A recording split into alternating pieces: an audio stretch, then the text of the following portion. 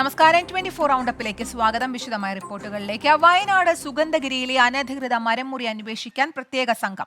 Kottayam vigilance മേധാവി തലവനായ അന്വേഷണ സംഘത്തിൽ കോഴിക്കോട്, കണ്ണൂർ, എറണാകുളം DFOമാർ അംഗങ്ങളാണ്. വനമന്ത്രിയുടെ നേതൃത്വത്തിൽ ചേർന്ന ഉന്നതതല യോഗത്തിലാണ് തീരുമാനം. അനധികൃത മരംമുറി എന്ന വാർത്ത 24 ആണ് പുറത്തുവിട്ടത്. സുർജിത്ത് അയ്യപ്പത്ത് വയനാട് നിന്ന് കൂടുതൽ വിശദാംശങ്ങളുമായി. സുർജിത്ത്, 24 ഇമ്പാക്റ്റ് ആണ്. ഈ ഉന്നതതല യോഗത്തിൽ എന്തൊക്കെ കാര്യങ്ങൾക്കാണ് തീരുമാനമായത്?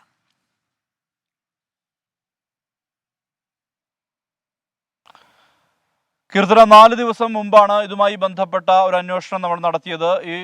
ഇത്തരത്തിലൊരു വിവരത്തിന്റെ അടിസ്ഥാനത്തിലാണ് സുഗന്ധഗിരിയിലേക്ക് പോകുന്നത്. കൽപ്പറ്റയ്ക്ക് വൈത്തിരിക്ക് അടുത്താണ് ഈ സുഗന്ധഗിരി എന്ന് പറയുന്ന 3000 ഏക്കറോളം വരുന്ന ഭൂപ്രദേശമുള്ളത്. വനത്തിന്റെ സ്വഭാവത്തിലുള്ള ഭൂമിയാണ്. പക്ഷേ അത് ആദിവാസികൾക്ക് 1986 സുഗന്ധഗിരി കാടമൻ പ്രൊജക്ടിന്റെ ഭാഗമായി പതിച്ചു കൊടുത്ത ഭൂമിയാണ്. ആ ഭൂമിയിലാണ് ഇത്തരത്തിൽ അനധികൃത മരമുറി നടക്കുന്നു എന്നുള്ള വിവരം ലഭിക്കുകയും അതിന്റെ അടിസ്ഥാനത്തിൽ നമ്മൾ അവിടേക്ക് എത്തുകയും ചെയ്തത്. ഈ ഘട്ടത്തിൽ വനവകുപ്പ് ഉദ്യോഗസ്ഥർ ഈ മരത്തിന്റെ അളവ് ഉൾപ്പെടെ തിട്ടപ്പെടുത്തുന്ന തിരക്കിലായിരുന്നു ഉണ്ടായിരുന്നത്. എന്തായാലും ഇതിനുശേഷമാണ് ഈ വാർത്ത പുറം ലോകത്തേക്ക് എത്തിക്കാൻ നമുക്ക് കഴിഞ്ഞിട്ടുള്ളത്. ഈ 20 മരങ്ങൾക്ക്, അതായത് വീടിന് ഭീഷണിയായ 20 മരങ്ങൾ മുറിക്കാനുള്ള അനുമതിയുടെ മറവിലാണ് 100-ലധികം മരങ്ങൾ മുറിച്ചു കടത്തിയിരിക്കുന്നത്. ഇതിന്റെ കടക്കുറ്റി അടക്കം കണ്ടെത്തിയിട്ടുണ്ട്. മാത്രമല്ല പിന്നീട് വനംവകുപ്പ് നടത്തിയ അന്വേഷണവുമായി ബന്ധപ്പെട്ട് ഈ മരങ്ങളെല്ലാം തന്നെ വീണ്ടെടുക്കാൻ കഴിഞ്ഞിട്ടുണ്ട്. ഈ കരാറെടുത്ത ആളുകൾ ഉൾപ്പെടെയുള്ളവർ ഈ കേസിൽ പ്രതികളാണ്. ഇവരുടെ മുൻകൂർ ജാമ്യാപേക്ഷ ഇന്ന് കൽപ്പറ്റ കോടതി പരിഗണിച്ചിരുന്നു.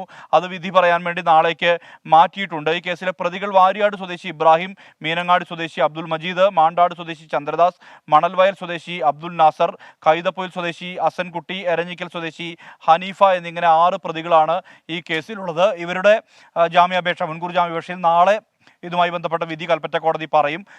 ഈ വിഷയത്തിൽ ഇപ്പോൾ നിലവിൽ 3 ഉദ്യോഗസ്ഥർക്കെതിരെ നടപടിയെടുത്തിട്ടുണ്ട്. ഇത് നോക്കാൻ നിയോഗിക്കപ്പെട്ട സെക്ഷൻ ഓഫീസറായിട്ടുള്ള ചന്ദ്രനെതിരെ സസ്പെൻഷൻ നടപടിയെടുത്തിട്ടുണ്ട്. ഒപ്പം തന്നെ 2 വാച്ചർമാർ, ജോൺസൺ, അതോടൊപ്പം ഒരു ബാലൻ എന്ന് പറയുന്ന ഒരാൾക്കെതിരെയും നടപടിയെടുത്തിട്ടുണ്ട്. ഈ ബാലൻ സുഗന്ധഗിരി സ്വദേശി തന്നെയാണ്. അദ്ദേഹത്തിന്റെ വീട്ടിൽ 2 മരങ്ങൾ ഉണ്ടായിരുന്നു, ഭീഷണിയായ മരങ്ങൾ ഉണ്ടായിരുന്നു.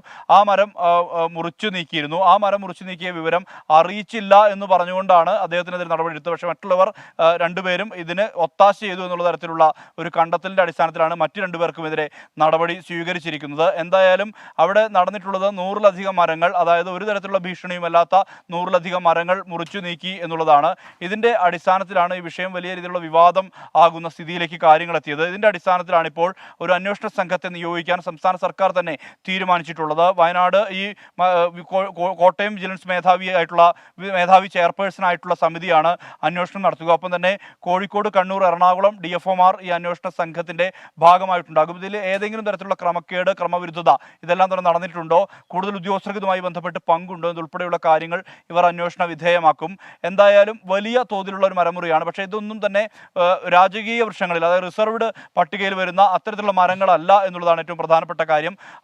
ഈ സ്ഥലം എന്ന് പറയുന്നത് ഒരിക്കലും ഈ വനംവകുപ്പ് ഡീനോട്ടിഫൈ ചെയ്യാത്ത സ്ഥലമാണ് എന്നുള്ളതാണ് ഏറ്റവും വലിയ പ്രത്യേകത. അതുകൊണ്ട് തന്നെ മരത്തിന്റെ അവകാശമുള്ളത് വനംവകുപ്പിന് തന്നെയാണ്. ഏത് സാഹചര്യത്തിലാണ് ഇങ്ങനെ ഒരു മരമുറി, അത് വലിയ തോതിൽ മരം മുറിച്ചിട്ടുണ്ട്, തെറ്റിദ്ധരിപ്പിച്ചാണ് മരം മുറിച്ചിട്ടുള്ളത്. കാരണം ഇന്ന് നമ്മളോട് വെളിപ്പെടുത്തൽ നടത്തിയ ജോസഫ് എന്ന് പറയുന്ന ആളുടെ വീട്ടിൽ ഭീഷണിയായിട്ടുള്ളത് 10ഓളം മരങ്ങൾ ഭീഷണിയായിരുന്നു. അതിനുവേണ്ടി മുറിച്ചു മാറ്റാൻ അദ്ദേഹം അപേക്ഷ സമർപ്പിച്ചു. ആ അപേക്ഷയ്ക്ക് മറുപടിയായി ആ അപേക്ഷയിൽപ്പെടുന്ന മരങ്ങൾ കൂടാണ്ട് പുറത്തു നിൽക്കുന്ന, അതായത് ഭീഷണിയല്ലാത്ത മരങ്ങളും മുറിച്ചു നിൽക്കുന്ന സ്ഥിതി ഉണ്ടായി. അത് അദ്ദേഹം ഈ ഫോറസ്റ്റ് ഉദ്യോഗസ്ഥരുടെ സാന്നിധ്യം ആ സമയത്ത് ഉണ്ടായിരുന്നു എന്നുള്ള ഉൾപ്പെടെ കാര്യങ്ങൾ അദ്ദേഹം വെളിപ്പെടുത്തുന്നുണ്ട്. എന്തായാലും ഈ മരമുറിയുമായി ബന്ധപ്പെട്ട് നിലവിൽ അത് വിവാദമായ പശ്ചാത്തലത്തിലാണ് ഇത്തരത്തിൽ ഒരു പ്രത്യേക അന്വേഷണ സംഘത്തെ നിയോഗിക്കാൻ വേണ്ടി സർക്കാർ തീരുമാനിച്ചിരിക്കുന്നത്. കീർത്തന, സൂചിപ്പിച്ച പോലെ തന്നെ അവിടുത്തെ പ്രദേശവാസികളുടെ പ്രതികരണം നമുക്ക് ലഭ്യമായിരുന്നു. വീടിന് ഭീഷണിയായി നിന്നിരുന്ന മരം മുറിക്കുന്നതിന്റെ മറവിലാണ് ഈ ഇത്ര വലിയ തോതിലുള്ള മരങ്ങൾ മുറിച്ചു മാറ്റിയത്. ഇതിൽ വനംവകുപ്പ് ഉദ്യോഗസ്ഥരും ഒത്താശ ചെയ്തെന്നുള്ള പ്രതികരണം നമുക്ക് ലഭ്യമായിരുന്നു. ഈ ഒരു സാഹചര്യത്തിൽ ഈ ഒരു ഉന്നതതല സംഘം ഈ കേസ് അന്വേഷിക്കുമ്പോൾ കൂടുതൽ പേർ വനംവകുപ്പുമായി ബന്ധപ്പെട്ട് വനംവകുപ്പ് ഉദ്യോഗസ്ഥർ ഇതിൽ പിടിയിലാവാൻ അല്ലെങ്കിൽ കുടുങ്ങാനുള്ള സാഹചര്യം ഇല്ലേ സുർജിത്ത്?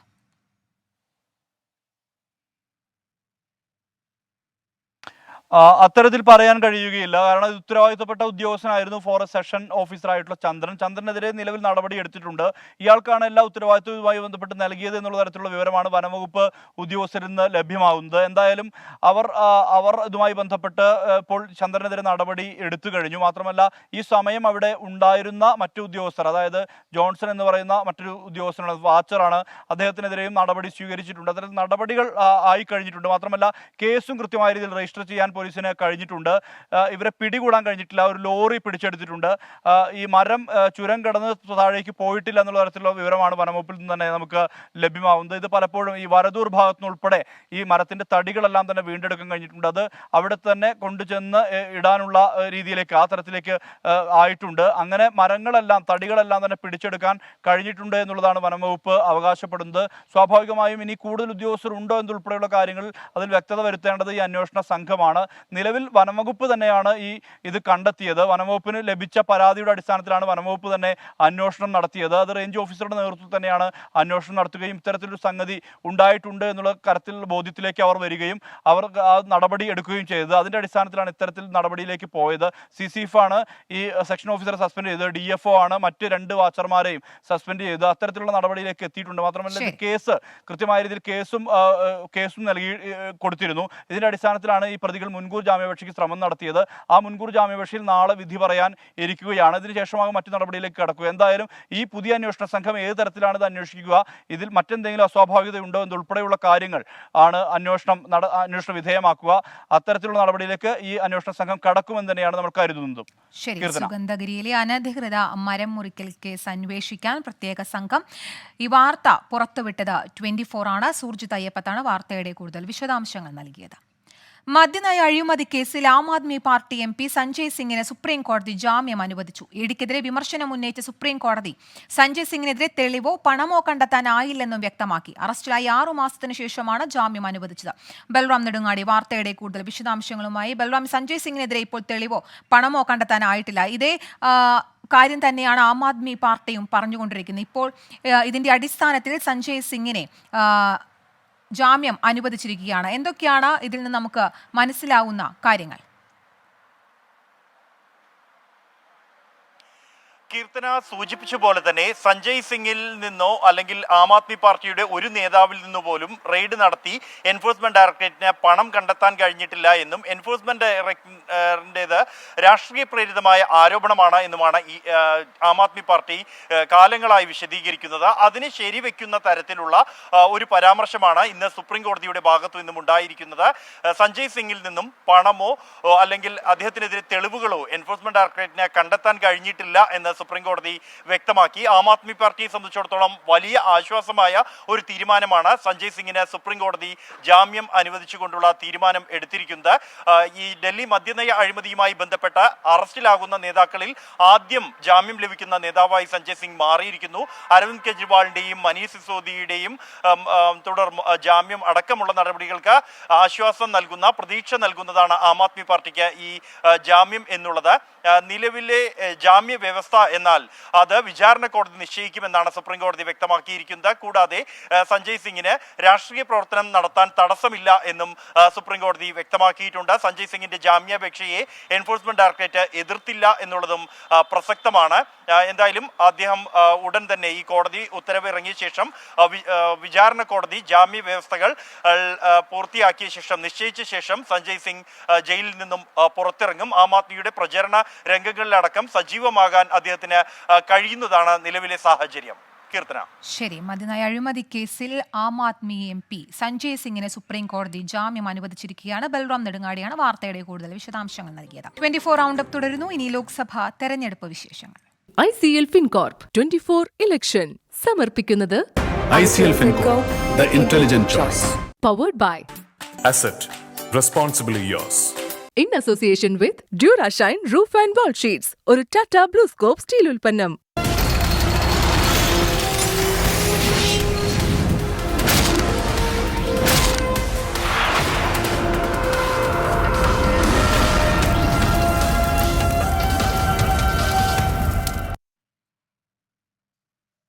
പെരുമാറ്റച്ചട്ട ലംഘന പരാതിയിൽ മന്ത്രി പി.എ. മുഹമ്മദ് റിയാസിനോട് ജില്ലാ കളക്ടർ വിശദീകരണം തേടി. പ്രാഥമിക അന്വേഷണത്തിന് ശേഷമാണ് നോട്ടീസ് നൽകിയത്. UDF കോഴിക്കോട് സ്റ്റേഡിയം രാജ്യാന്തര നിലവാരത്തിലെത്തിക്കാൻ തീരുമാനിച്ചെന്ന് പൊതുവേദിയിൽ പ്രസംഗിച്ചുവെന്നാണ് പരാതി. അരുൺ പൂപ്പറമ്പ ചേരുന്നുണ്ട് കൂടുതൽ വിശദാംശങ്ങളുമായി. അരുൺ, നേരത്തെ ഈ പരാതി അടിസ്ഥാനരഹിതമെന്നായിരുന്നു മന്ത്രിയുടെ പ്രതികരണം. ഈ നോട്ടീസിന് ശേഷം അദ്ദേഹത്തിന്റെ പ്രതികരണം ലഭ്യമായിട്ടുണ്ടോ? ഇതിൽ ഏറ്റവും പ്രധാനപ്പെട്ട കാര്യം മന്ത്രി മുഹമ്മദ് റിയാസ് ഈ പരാതി ഉയർന്നതിന് ശേഷം മാധ്യമങ്ങൾക്ക് മുമ്പാകെ വിശദീകരിച്ചത് ഇതൊരു പുതിയ കാര്യമല്ല, ഇത് നേരത്തെ തന്നെ സർക്കാർ പ്രഖ്യാപിച്ചതാണ്. അത് ഇത്തരമൊരു കായിക ചർച്ചകൾ നടക്കുന്ന ഒരു വേദിയിൽ വെച്ച് ഞാൻ വീണ്ടും പറഞ്ഞു എന്ന് മാത്രമേ ഉള്ളൂ എന്നതാണ് മന്ത്രിയുടെ മാധ്യമങ്ങൾക്ക് മുമ്പാകെയുള്ള വിശദീകരണം. അതിൽ പെരുമാറ്റച്ചട്ട ലംഘനം നടന്നിട്ടില്ല എന്ന് തന്നെയാണ് മന്ത്രി പറഞ്ഞത്. നമ്മൾ കാണേണ്ട ഏറ്റവും പ്രധാനപ്പെട്ട കാര്യം ഇത് സർക്കാർ ഇത്തരത്തിലൊരു പ്രഖ്യാപനം നടത്തിയാൽ പോരാ, ഇതിനൊരു ഉത്തരവായി പുറത്തിറങ്ങിയിരുന്നു ഉണ്ടെങ്കിൽ സ്വാഭാവികമായും അതൊരു പുതിയ പ്രഖ്യാപനമോ അല്ലെങ്കിൽ വാഗ്ദാനമായി വിലയിരുത്താൻ കഴിയില്ല. സർക്കാർ ഇത്തരത്തിലൊരു ഉത്തരവ് പുറത്തിറക്കിയിട്ടുണ്ടോ എന്ന കാര്യമാണ് നിലവിൽ ജില്ലാ കളക്ടർ ഉൾപ്പെടെ പരിശോധിക്കുന്നതെന്നാണ് നമുക്ക് ലഭ്യമാകുന്ന വിവരം. എന്തായാലും പ്രാഥമികമായിട്ടുള്ള ഒരു പരിശോധന, ഈ പരാതി ലഭിച്ചതിന് ശേഷം ഒരു പരിശോധന നടത്തിയതിനു ശേഷമാണ് ഇപ്പോൾ ജില്ലാ കളക്ടർ ഈ വിശദീകരണം തേടി ഇപ്പോൾ മന്ത്രിക്ക് നോട്ടീസ് നൽകിയിട്ടുള്ളത്. മന്ത്രി വിശദീകരണം നൽകിയതിനു ശേഷമായിരിക്കും ഇതിന്റെ തുടർ നടപടികൾ ജില്ലാ കളക്ടർ, ജില്ലാ ഭരണാധികാരി എന്ന നിലയിൽ സ്വീകരിക്കുക എന്നതാണ് നമുക്ക് ഒടുവിലായി ലഭ്യമാകുന്ന വിവരം.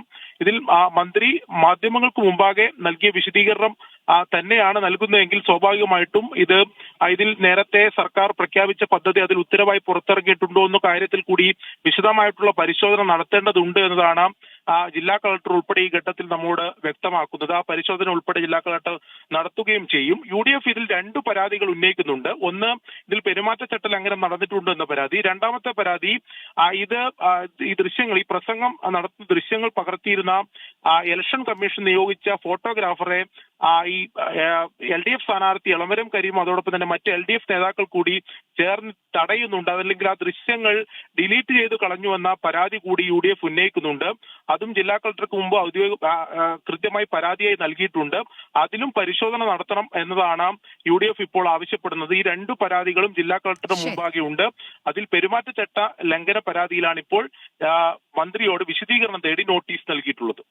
ശരി, അരുൺ പൂപ്പറമ്പയാണ് വാർത്തയുടെ കൂടുതൽ വിശദാംശങ്ങൾ നൽകിയത്. ലോക്സഭാ തെരഞ്ഞെടുപ്പിൽ കോൺഗ്രസ് 17 സീറ്റുകളിലേക്ക് കൂടി സ്ഥാനാർത്ഥികളെ പ്രഖ്യാപിച്ചു. ആന്ധ്ര, ഒഡീഷ, ബംഗാൾ, ബീഹാർ സംസ്ഥാനങ്ങളിലെ സീറ്റുകളിലേക്കാണ് സ്ഥാനാർത്ഥികളെ പ്രഖ്യാപിച്ചത്. YS ഷർമിള റെഡ്ഡി കടപ്പ സീറ്റിൽ നിന്ന് മത്സരിക്കും. ബീഹാറിലെ കട്ടിഹാറിൽ താരിഖ് അൻവർ സ്ഥാനാർത്ഥിയാകും. ബൽറാം നെടുങ്ങാടി കൂടുതൽ വിശദാംശങ്ങളുമായി. ബൽറാം, ഏതൊക്കെ സ്ഥാനാർത്ഥികളെയാണ് പ്രഖ്യാപിച്ചിട്ടുള്ളത്?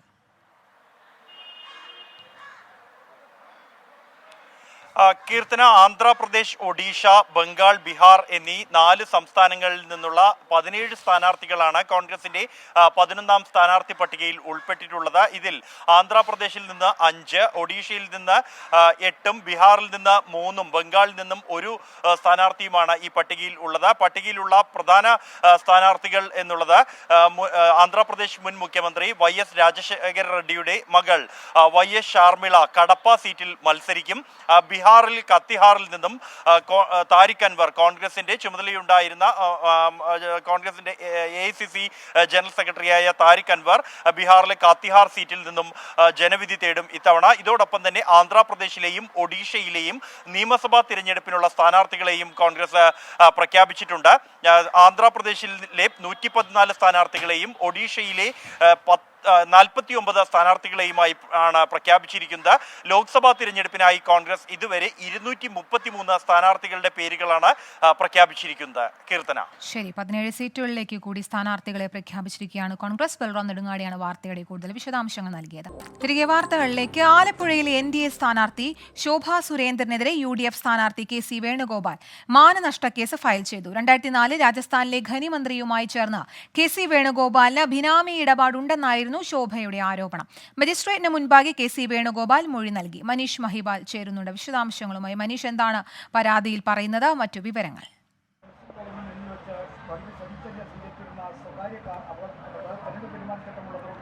ശോഭാ സുരേന്ദ്രൻ നേരത്തെ ആദ്യഘട്ട പ്രചരണം തുടങ്ങിയ ഘട്ടത്തിലായിരുന്നു KC വേണുഗോപാലിനെതിരെ ഗുരുതരമായിട്ടുള്ള ആരോപണങ്ങൾ ഉന്നയിച്ചത്. അതിൽ പ്രധാനപ്പെട്ടതായിരുന്നു 2004 രാജസ്ഥാനിലെ ഖനി മന്ത്രിയുമായി ചേർന്ന് ചില ബിനാമി ഇടപാടുകളുണ്ട്.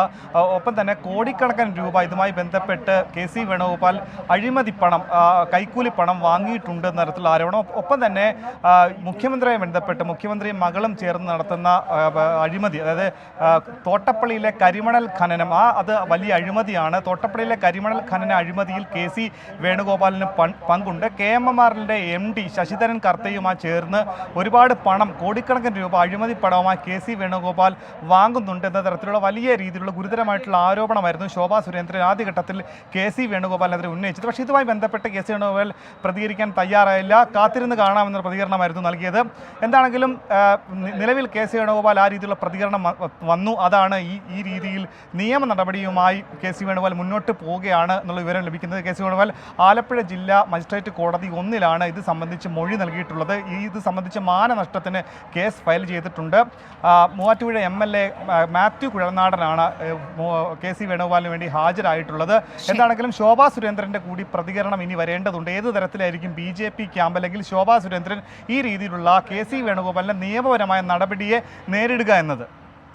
ശോഭാ സുരേന്ദ്രനെതിരെ നിയമ നടപടികളുമായി KC വേണുഗോപാൽ മുന്നോട്ട്. മനീഷ് മഹിബാലാണ് വാർത്തയുടെ കൂടുതൽ വിശദാംശങ്ങൾ നൽകിയത്. കോഴിക്കോട് മെഡിക്കൽ കോളേജിലെ ICU പീഡന കേസിൽ അതിജീവിതയ്ക്കൊപ്പം നിന്ന് senior nursing officer PB Anitha ഉപവാസ സമരം ആരംഭിച്ചു. ഹൈക്കോടതി ഉത്തരവുണ്ടായിട്ടും ജോലിയിൽ തിരികെ പ്രവേശിപ്പിക്കുന്നില്ലെന്ന് ആരോപിച്ചാണ് പ്രതിഷേധം. സർക്കാർ തലത്തിൽ അറിയിപ്പ് ലഭിച്ചിട്ടില്ലെന്നാണ് മെഡിക്കൽ കോളേജ് അധികൃതരുടെ വിശദീകരണം. രാഹുൽ സുരേഷ് ചേരുന്നുണ്ട് വിശദാംശങ്ങളുമായി. രാഹുൽ, ഇന്നലെ തുടങ്ങിയ പ്രതിഷേധമാണ് ഇപ്പോൾ ഉപവാസ സമരത്തിലേക്ക് കടന്നിരിക്കുകയാണ്.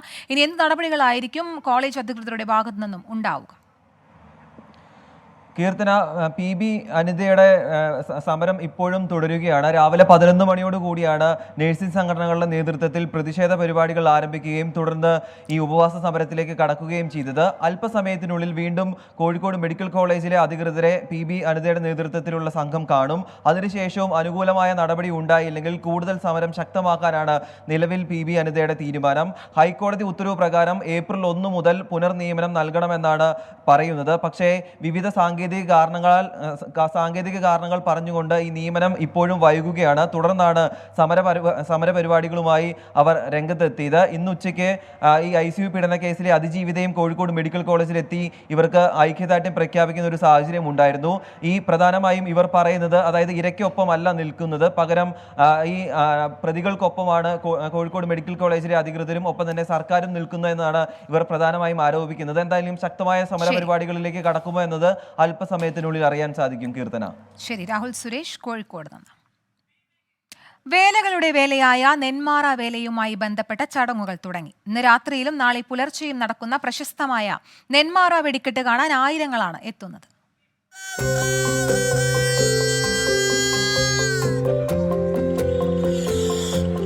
കേരളത്തിലെ ഏറ്റവും പഴക്കമുള്ള വേലകളിലൊന്നായ നെന്മാറ വേലയിൽ പങ്കെടുക്കാൻ കനത്ത ചൂടിനെ അവഗണിച്ചും ദൂരദേശങ്ങളിൽ നിന്ന് പോലും ആളുകൾ എത്തുന്നുണ്ട്. വേലയുടെ ഏറ്റവും പ്രധാന ആകർഷണം ഇരുദേശങ്ങളും ഒരുക്കിയ ബഹുനില ദീപാലങ്കാര പന്തലുകളാണ്. ഞാൻ പ്രവാസിയാണ്. കഴിഞ്ഞ 31 വർഷമായിട്ട് പ്രവാസിയാണ്. അവിടെ നെന്മാറ ദേശം ഓവർസീസ് സംഘം എന്നുള്ള സംഘടനയിലെ എല്ലാ വ്യക്തികളും ഇവിടെയുണ്ട്. നെന്മാറ വേല ദിവസം ഈ സമയത്തിന് വേണ്ടി മാത്രം ഓടിയെത്തുന്നതാണ്. ഇത് വേല വെടിക്കെട്ട്, ഒന്നാമത്തെ വെടിക്കെട്ട് ഗംഭീര വെടിക്കെട്ടാണ്. മറ്റേ ഗർഭം കളിക്കുന്നതാണ് പൊതുവെ പറയാറുള്ളത്.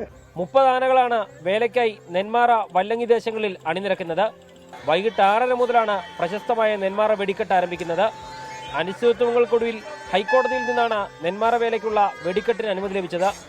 ഉച്ചയ്ക്ക് ശേഷം നെന്മാറ ക്ഷേത്രത്തിലേക്കുള്ള പ്രധാന പാതകളെല്ലാം പോലീസ് ഗതാഗത നിയന്ത്രണവും ഏർപ്പെടുത്തിയിട്ടുണ്ട്. വേലകളുടെ വേലയായ നെന്മാറ വേല കാണാനായി ആയിരങ്ങളാണ് നെന്മാറ ക്ഷേത്രത്തിലേക്ക് ഒഴുകിയെത്തുന്നത്. നെന്മാറ വേലയും വെടിക്കെട്ടും കണ്ട് ഇവിടെ നിന്ന് വിട പറയുമ്പോൾ അടുത്ത വേലക്കാലത്തിനായി കാത്തിരിക്കുകയാകും ഈ നാടൊന്നാകെ. ക്യാമറമാൻ മുഹമ്മദിനൊപ്പം ശ്യാംകുമാർ, 24 നെന്മാറ. വിശ്വാസികൾക്ക് വ്രതശുദ്ധിയുടെ നാളുകൾ. അൽ മുക്താദിർ ഗോൾഡ് ആൻഡ് ഡയമണ്ട്സ് പുണ്യങ്ങളുടെ പൂക്കാലം സമർപ്പിക്കുന്നത് എല്ലാ ആഭരണങ്ങളും ഇപ്പോൾ പണിക്കൂലിയില്ലാതെ വാങ്ങാം. അൽ മുക്താദിർ ജ്വല്ലേഴ്സ്.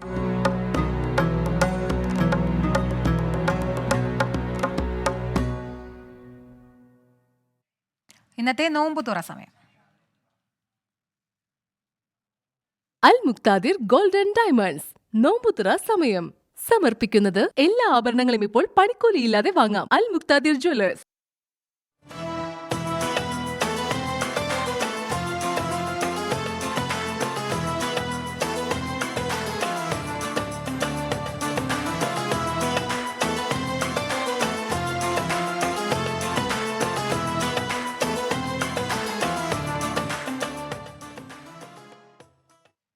തൃപ്പൂണിത്തുറ പുതിയകാവ് സ്ഫോടന കേസിലെ പ്രതികൾക്ക് ജാമ്യമില്ല. ഹൈക്കോടതിയാണ് ജാമ്യം നിഷേധിച്ചത്. ജാമ്യം നൽകിയാൽ സമൂഹത്തെ ദോഷകരമായി ബാധിക്കുമെന്ന് ഹൈക്കോടതി വ്യക്തമാക്കി. പ്രദേശത്ത് അദാലത്ത് സംഘടിപ്പിക്കുന്നതിനുള്ള സാധ്യതകൾ പരിശോധിക്കാൻ കെൽസയെ ഹൈക്കോടതി ചുമതലപ്പെടുത്തിയ ശ്രീകാന്ത് കൂടുതൽ വിശദാംശങ്ങളുമായി. ശ്രീകാന്ത്, വിവരങ്ങൾ. ഈ പുതിയകാവിൽ വെടിക്കെട്ടിനോടനുബന്ധിച്ച് നടന്ന സ്ഫോടനം അത് ഗൗരവത്തോടെയാണ് കോടതി എടുത്തിരിക്കുന്നത്. ഇന്ന് പ്രതികൾ ജാമ്യാപേക്ഷയുമായി കോടതിയെ സമീപിച്ചു. കോടതി ഈ ജാമ്യം പരിഗണിക്കുമ്പോൾ അത് പ്രതികൾ തെളിവ് നശിപ്പിക്കുന്നതിന് കാരണമാകും എന്ന് പ്രോസിക്യൂഷൻ വാദിക്കുകയുണ്ടായി. തുടർന്ന് കോടതി അത് അംഗീകരിക്കുകയും ചെയ്തു. പ്രതികൾക്ക് ജാമ്യം ലഭിച്ചാൽ അത് സമൂഹത്തെ ദോഷകരമായി ബാധിക്കുകയും നീതിയെ തടസ്സപ്പെടുത്തുകയും ചെയ്യുമെന്ന് കോടതി നിരീക്ഷിച്ചിട്ടുണ്ട്. അതേസമയം മറ്റൊരു കാര്യം കൂടി ചെയ്തു.